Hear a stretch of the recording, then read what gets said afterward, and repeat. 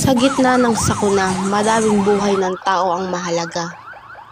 iCare Quick Response, the mobile application that helps the resident in Barangay Pinagkawitan, Lipa City in fire, police, and medical.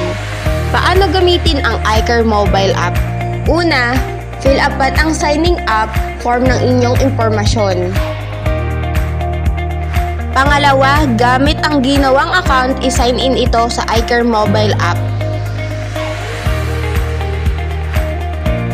Pangatlo, pindutin ang emergency button at ilagay ang detalye ng sakuna na nais i-report.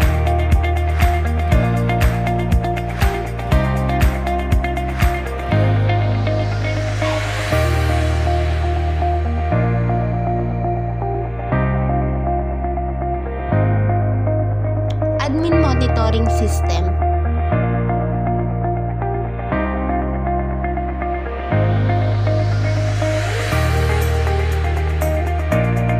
Sa dashboard, mamomonitor ng admin kung ilan ang nag-report ng insidente, ilan ang na-aksyonan at kung ilan ang naresolbang insidente.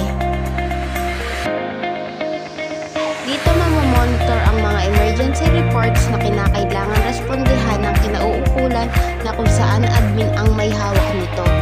Sa message ng report, makikita ang mga detalye ng ni-report na insidente kung saan makikita ang pangalan, lokasyon at actual photo ng insidenteng kinakailangan marespondihan. Dito din maaaring malaman kung ano ang abang update sa ni-report na insidente, kung ito ba ay progress pa din o naresolbahan na ng nasabing insidente.